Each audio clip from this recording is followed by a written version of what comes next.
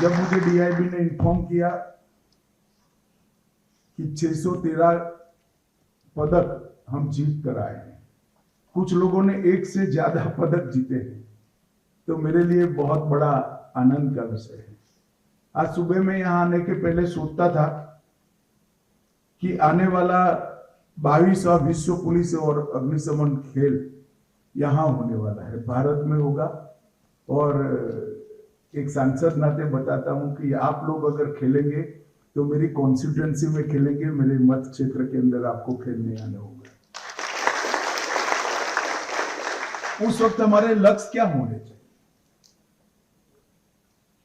ये अंतर्राष्ट्रीय खेल प्रतियोगिताएं जिस किसी भी देश में जाती है, वो देश के लिए इतना ही महत्वपूर्ण नहीं है कि हम सफल आयोजन करें। सफल आयोजन तो हो ही जाता है, वो ना खेल का काम है, ना खिलाड़ियों का काम है, ना खेल के क्षेत्र में काम करने वालों का काम। एक प्रकार से वो एडमिनिस्ट्रेटिव काम है। मगर हमारा लक्ष्य क्या होना चाहिए? हमारा लक्ष्य होना चाहिए कि जितने भी पुलिस बल देश के इस संगठन का हिस्सा है, इसमें से कोई ना कोई कम से कम एक खिलाड़ी इस खेलों में हिस्सा लेना चाहिए।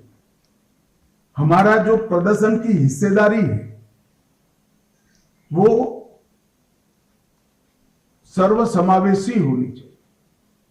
और मैं तो ये भी कहना चाहता हूं कि मेडल जो मिले वो भी सभी बलों में कम से कम 3 मेडल जीतने का लक्ष्य रखकर खेल तय कर आगे बढ़ना चाहिए। ये लक्ष्य रखकर अगर हम चलते हैं तो 29 में जब यहां खेल होंगे तो ये 591 का जो आपका रिकॉर्ड है और 613 का रिकॉर्ड है, वो रिकॉर्ड आप स्वयं तोड़ देंगे और देश को और बड़ा सम्मान दिलाने की दिशा में आप आगे बढ़ेंगे।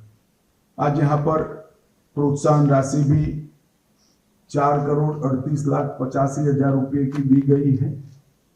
ये प्रोत्साहन राशि में राशि का महत्व नहीं है, सरकार का खेलों के प्रति रुझान वो महत्वपूर्ण है।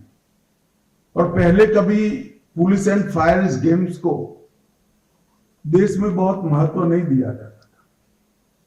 हमने हिस्सा लेने की शुरुआत भी 2007 से करी, परंतु ओलंपिक और राष्ट्रमंडल खेलों के बाद ये विश्व का सबसे बड़ा खेल आयोजन होता है।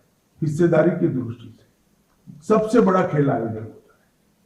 तो हमने ये ध्यान में रखना चाहिए कि 10,000 खिलाड़ी जहां करीब करीब हिस्सा लेते हैं, वो खेलों में देश का प्रदर्शन पूरे 140 करोड़ के देशवासियों के लिए बड़े गौरव का हिस्सा होता है।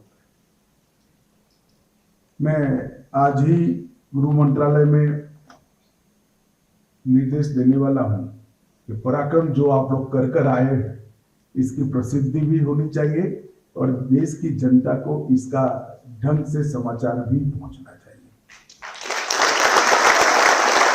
और पुलिस के अलग अलग बलों से जो खिलाड़ी निकले, उन्होंने एशियन गेम्स, कॉमनवेल्थ गेम, इस सब में हिस्सा लिया है और अच्छा प्रदर्शन किया है। परंतु अब हमारा ध्यान 29 पर होना चाहिए। जैसे अर्जुन को चिड़िया की एक आंख दिखाई पड़ती थी, इस तरह खेल के साथ जुड़े हमारे सभी बल के अधिकारियों को और खिलाड़ियों को 29 के खेलों का लक्ष्य बनाकर हमने आगे चलना पड़ेगा। तो देखिए, समारोह से सीधी तस्वीरें, गृह मंत्री का संबोधन यहां पर चल रहा है, वही हम आपको यहां से सीधा सुना रहे थे। किस तरह से खिलाड़ियों को आगे बढ़ाया जा रहा है, उन्हें प्रोत्साहन राशि दी जा रही है, इसका जिक्र करते हुए गृह मंत्री यहां से